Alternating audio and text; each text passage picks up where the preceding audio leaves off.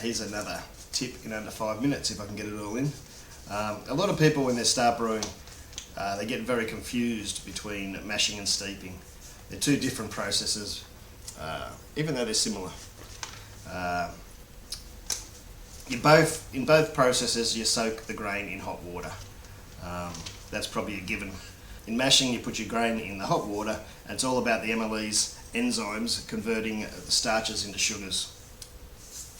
And simple sugars that are easily fermentable is the best bet. Steeping is more about just removing colour and flavour from a grain. The steeping grains have already had, usually during the malting process, their starches converted into sugars. So it's something you don't really have to worry about. And now the mashing grains you would use are something like all the pale malts or the lightly toasted and kiln specialty malts like Munich and cereal grains.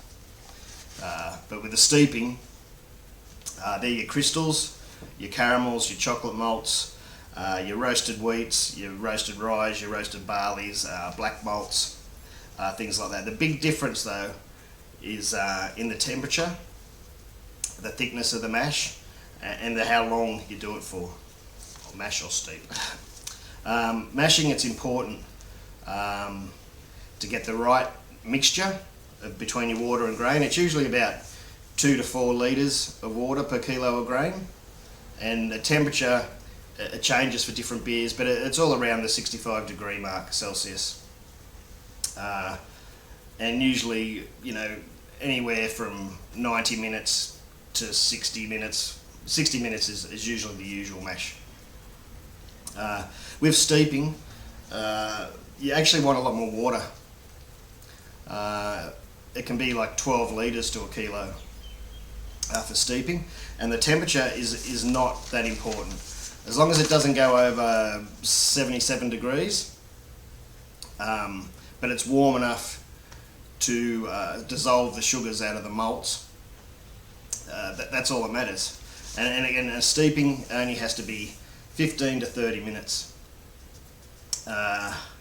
maximum. And so it's really easy. When you're steeping, you can start with, lots of people do it different ways.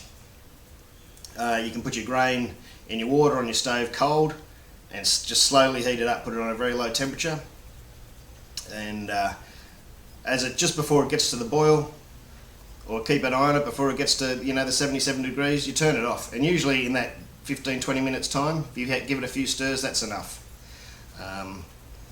But as we all know, in the mash is a lot more important.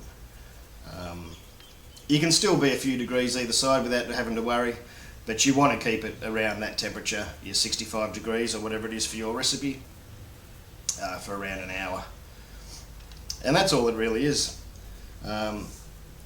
Steeping is nothing to worry about at all, and mashing is where you have to take a little bit more care. Anyway, I hope that's helped somebody, or I haven't gone too fast, but cheers.